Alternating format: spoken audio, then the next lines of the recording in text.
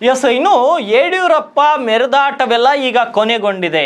ಮಗನ ಜೊತೆ ಸೇರಿ ಲಿಂಗಾಯತರನ್ನ ತುಳಿಯುವುದು ಬಿಟ್ಟರೆ ಬೇರೇನು ಅವರು ಮಾಡಿಲ್ಲ.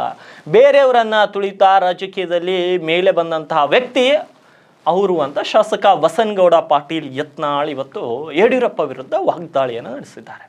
ಯಡಿಯೂರಪ್ಪನವರ ಖರ್ಚು ವೆಚ್ಚಗಳನ್ನು ನೋಡಿಕೊಳ್ತಿದ್ದಂಥ ಮಾಜಿ ಸಂಸದ ಸಿದ್ದೇಶ್ವರ, ಅವರ ವಾಸಕ್ಕೆ ಮನೆ ಬಿಟ್ಟು ಕೊಟ್ಟ ಮಲ್ಲಿಕಾರ್ಜುನ್, ಅನಂತಕುಮಾರ್, ಬಿ ಶಿವಪ್ಪ ಮೊದಲಾದವರನ್ನ ತುಳಿದ ಯಡಿಯೂರಪ್ಪನವರನ್ನ ಉಳಿಸುವುದು ಈಗ ಯಾರಿಂದಲೂ ಸಾಧ್ಯ ಇಲ್ಲ ಅಂತ ಮಾಧ್ಯಮದವರ ಮುಂದೆ ರಾಜ್ಯ ಹುಲಿ, ಬೆಟ್ಟದ ಹುಲಿ ಅಂತ ಹೇಳಿದ್ರ ಪ್ರಯೋಜನ ಇಲ್ಲ ಅಂತ ಯತ್ನಾಳ್ ಇವತ್ತು ವಾಗ್ದಾಳಿಯನ್ನು ನಡೆಸಿದ್ದಾರೆ. ಆದರೆ ಈ BJP ನಾಯಕರು ನಾಚಿಕೆ ಗೆಟ್ಟಂತಹ, ಮಾನ ಮರ್ಯಾದೆ ಹರಾಜಿಗೆ ಹಾಕಿರುವಂತಹ ಹೇಳಿಕೆಗಳನ್ನು ನೋಡಿದರೆ ಇದೊಂದು ವಿರೋಧ ಪಕ್ಷವೋ ಅಥವಾ ವಿಭಿನ್ನ ಪಕ್ಷವೋ ಒಂದು ಅರ್ಥ ಆಗ್ತಾ ಇಲ್ಲ ನನಗೆ. ಈಗ ರಾಜ್ಯದಲ್ಲಿನ BJP ಪಕ್ಷ ವಿರೋಧ ಪಕ್ಷನೋ ಅಥವಾ ಅದೊಂದು ವಿಭಿನ್ನ ಪಕ್ಷನೋ? ಯಾಕೆಂದರೆ ಅದಕ್ಕೊಂದು ತತ್ವ ಇಲ್ಲ, ಅದಕ್ಕೊಂದು ಸಿದ್ಧಾಂತ ಇಲ್ಲ, ಅದಕ್ಕೊಬ್ಬ ನಾಯಕ ಇಲ್ಲ, ಅದಕ್ಕೊಂದು ಹಿಡಿತ ಇಲ್ಲ. ಅಂದರೆ ಅದು BJPನ, ಈಗ ನಾನು ಹೇಳಬಾರ್ದು ಆ ಪದ ಬರ್ತಾ ಇದೆ ಬಾಯಿಗೆ, ಆ ಕೊಳಚೆ ಪದಾರ್ಥಗಳನ್ನ ಬಿಡಿಸ್ತಾರಲ್ಲ ಆ ರೀತಿಯಾಗಿ ಹೋಗಿದೆ ಅದು.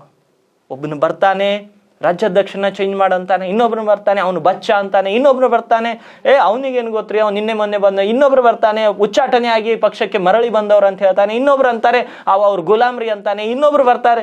ಅಂದರೆ ವಿರೋಧ ಪಕ್ಷದಲ್ಲಿದ್ದಂತಹ ನೀವುಗಳು ರಾಜ್ಯದ ಜನರ ಹಿತವನ್ನ ಕಾಪಾಡುವುದನ್ನ ಬಿಟ್ಟು ರಾಜ್ಯಾಧ್ಯಕ್ಷಗಿರಿ ಪಟ್ಟಕ್ಕಾಗಿ ಸಣ್ಣ ಹುಡುಗರು ಹೊಡ್ಕೊಂಡಂಗೆ ಹೊಡ್ಕೋತಾ ಇದ್ದೀರಿ. ಆ ಕಾಲೇಜಲ್ಲಿ ಯಾವುದೋ ಯೂತ್ ಕ್ಲಬ್ಬಿಗೆ ಅಧ್ಯಕ್ಷನಾಗಬೇಕಾದ್ರೆ ಹೆಂಗೆ ಹೊಡ್ಕೊತಾರಲ್ಲ ಆ ರೀತಿ ಚಿಲ್ಲರೆ ರಾಜಕಾರಣವನ್ನು ಮಾಡ್ತಾ ಇದೆ ರಾಜ್ಯ BJP.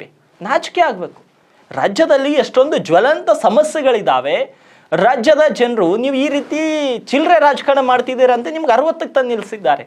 ಈ ರೀತಿ ಇನ್ನೂ ಹಿಂಗೆ ಮುಂದುವರೆದ್ರೆ ನಾಳೆ ನೀವು 30ಕ್ಕೆ ಬರ್ತೀರಾ, 30ಕ್ಕೆ ಬರ್ತೀರಾ.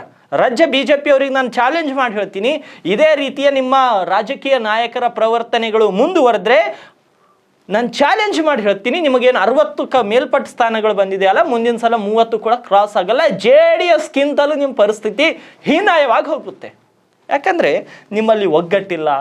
ವಿರೋಧ ಪಕ್ಷದಲ್ಲಿದ್ದಂಥ ನೀವು ಆಡಳಿತಾರೂಢ ಪಕ್ಷದನ್ನ ಹೆಂಗೆ ಮಣಿಸ್ಬೇಕು, ಹೆಂಗೆ ಮಣಿಸಿ ಸರ್ಕಾರದಿಂದ ಕೆಲಸ ತಗೋಬೇಕು, ಹೆಂಗೆ ಜನರಿಗೆ ಸಹಾಯಕ್ಕೆ ನಿಲ್ಲಬೇಕು, ಬಡವರ ಪರವಾಗಿ ನಿಲ್ಲಬೇಕು, ಬಡವರ ಧ್ವನಿಯಾಗಿ ನಿಲ್ಲಬೇಕು, ಯಾರಿಗೆ ನ್ಯಾಯ ಸಿಗ್ತಾ ಇಲ್ಲ ಅವರ ಧ್ವನಿಯಾಗಿ ನಿಲ್ಲಬೇಕು. ಆದರೆ ನೀವು ನಿಮ್ಮ ಕುರ್ಚಿಗಾಗಿ ನಿಲ್ತಾ ಇದ್ರಿ. ಅಂದರೆ ನೀವು ವಿರೋಧ ಪಕ್ಷದಲ್ಲಿ ಎಲ್ಲಕ್ಕೂ ಲಾಯಕ್ ಅಲ್ಲದ ಪಕ್ಷ BJP ರಾಜ್ಯದಲ್ಲಿ.